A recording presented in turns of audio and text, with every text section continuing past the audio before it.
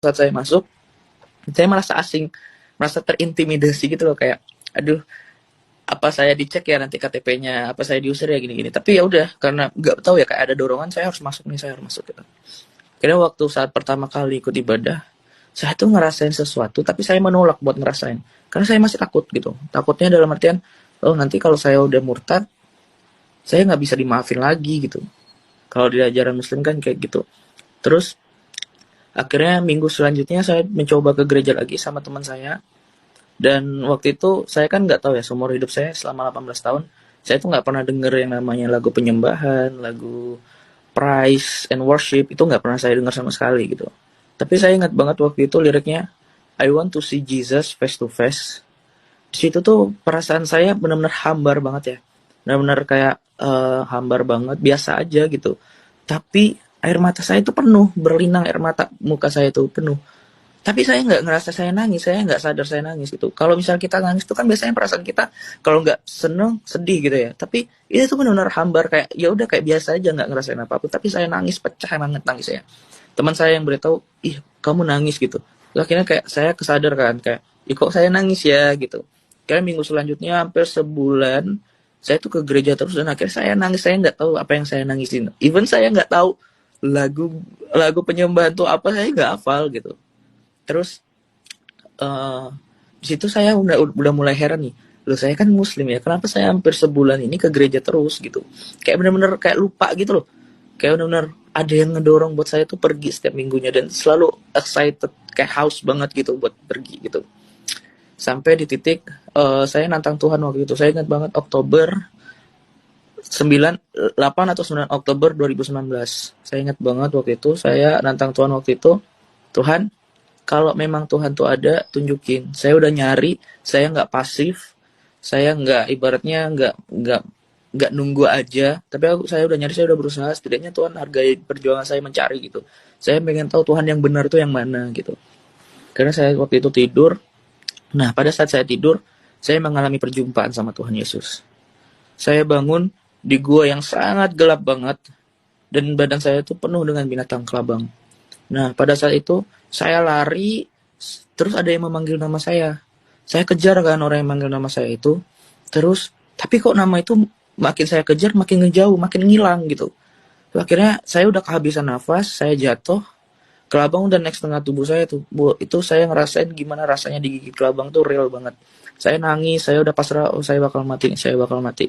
Kelabang udah mau naik hampir ke leher saya, setengah hampir di sini, di leher saya. Terus saya nggak tahu kenapa saya ngomong kayak gini, saya bilang pelan tapi samar, saya bilang Tuhan Yesus tolong gitu.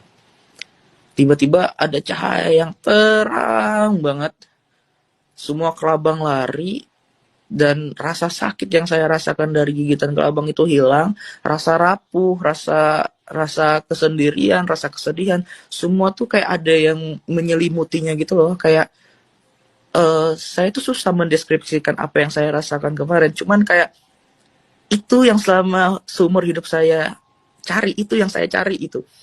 Kehangatan, rasa sayang, kasih, cinta, damai, semua itu mencampur menjadi satu yang kayak, wow, aku nggak mau lepas nih dari rasa ini gitu. Nah terus keluar sesosok cahaya yang terang banget. Dia dudukin saya, dia meluk saya, dan itu kayak pelukan yang sangat-sangat membuat saya kayak, aku nggak bisa jelasin perasaannya seperti apa gitu. Terus saya nangis, di situ nangis aja nggak tahu mau ngapain nangis. Terus dia bilang, kamu udah di jalan yang benar. Terus dia ngusap pipi saya kayak gini, dan saya ngelihat di tangan dia tuh ada lubang. Dan di situ saya tahu dia dia tuh Tuhan Yesus gitu. Akhirnya pas saya bangun, saya dalam keadaan saya duduk dan lagi nangis. Itu jam 5 subuh, saya ingat banget. Dan akhirnya jam 11, saya memutuskan untuk dibaptis nerima Tuhan. Saya memutuskan untuk dibaptis nerima Tuhan. Dan puji Tuhannya 2 hari selanjutnya saya dapat karunia bahasa roh, dibaptis pembaptisan Roh Kudus juga. Dan dari hal itu Tuhan benar-benar pakai aku luar biasa banget, karena aku percaya bahwa bukan aku yang milih Tuhan, tapi Tuhan yang milih aku. Ketika Tuhan memilih aku, maka Tuhan punya rencana-rancangan besar dalam hidup aku gitu. Nah, and then waktu Desember aku pulang, aku waktu itu ada acara keluarga. aku ada acara keluarga, aku dudukin semua keluargaku. Aku dudukin semua keluargaku. Nah, for your information, ketika aku kumpul keluarga, pasti aku yang disuruh imam. Karena keluarga besarku tuh suka banget mendengarkan aku ngelantunin ayat, terus suka dengan doa-doa aku. Jadi mereka selalu nyuruh aku imam. Nah, pada saat itu mereka nyuruh aku imam.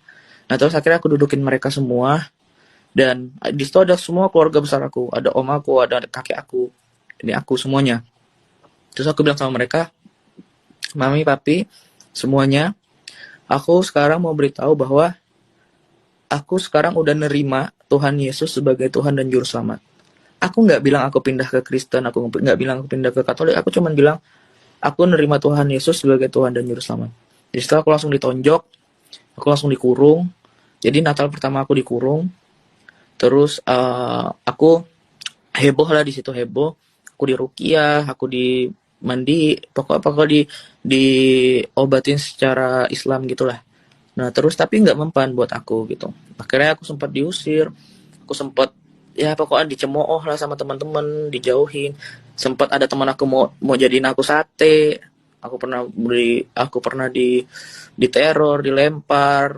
Bahkan ya singkat ceritanya ya, aku hidup dari rumah ke rumah. Aku kadang nggak makan 2 hari segala macam. Memang benar-benar harga yang aku bayar banget gitu. Dan aku juga pernah dilaporin polisi.